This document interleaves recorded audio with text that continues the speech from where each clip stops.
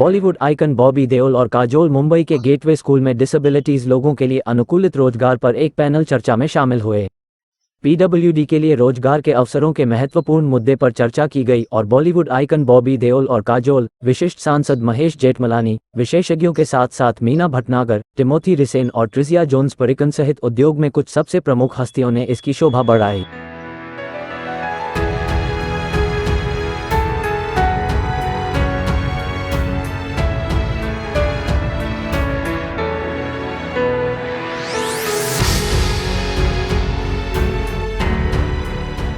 Panel चर्चा में प्रतिष्ठित वक्ताओं ने रोजगार के अवसरों तक पहुंचने में पीडब्ल्यूडी द्वारा सामना की जाने वाली चुनौतियों और विविधता को बढ़ावा देने और एक गतिशील कार्यबल बनाने में समावेशी भर्ती प्रथाओं के महत्व पर अपनी बहुमूल्य अंतर्दृष्टि और अनुभव साझा किए। And decided let's start something like Dasra, and at that time 23 years ago it was very much an early new thing to be a bridge. So we're an NGO for NGOs.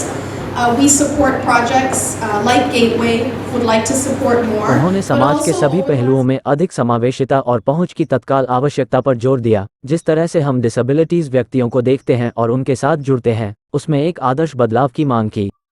ये चर्चा वास्तव में रोशन करने वाली थी, उन असंख्य फायदों का अनावरण करती थी जो समावेशी रोजगार प्रथाओं से न केवल पीडब्ल्यूडी बल्कि व्यवसायों और समाज को भी मिल सकते हैं।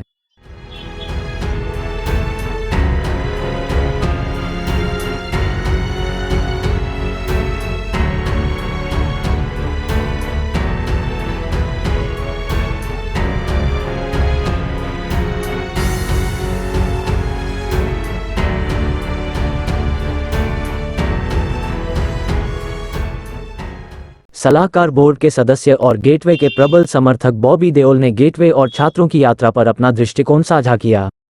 विशेष आवश्यकताओं वाली शिक्षा के साथ मेरी यात्रा युवराज के साथ शुरू हुई, जो एक युवा फिल्म शौकीन थे, जिन्होंने संकट के समय में मेरी बातचीत में सांत्वना पाई।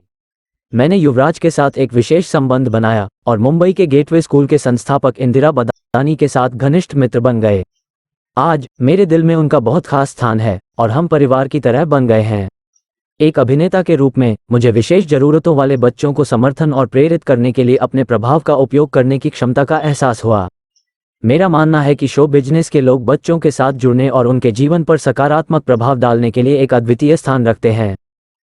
बच्चे स्वाभाविक रूप से मनोरंजन उद्योग की ओर आकर्षित होते हैं और मैं डिसेबल बच्चों के लिए समावेशिता और समर्थन को बढ़ावा देने के लिए उस उत्साह का लाभ उठाना चाहता था। समाज पर सकारात्मक प्रभाव डालने के लिए इंदिरा बदानी के समर्पण ने मुझे इस कारण से जुड़ने के लिए प्रेरित किया। शिक्षा और सभी के लिए समान अधिकार की पुरजोर वकालत करने वाली काजोल ने कहा, जब मैं 18 साल की थी तब मेरी मुलाकात एक असाधारण सहायक से हुई जिसने 10 साल तक मेरे साथ काम किया। लेकिन बाद में मुझे पता चला कि उसके एक डिसेबल बच्चा है। उसे अपनी जिम्मेदारियों का प्रबंधन करते हुए देखना दिल को छू लेने वाला और दिल तोड़ने वाला था, और इसने मुझे पहली बार देखा कि डिसेबिलिटीज परिवारों और उनके प्रति समाज के रवैये को कैसे प्रभावित करती है।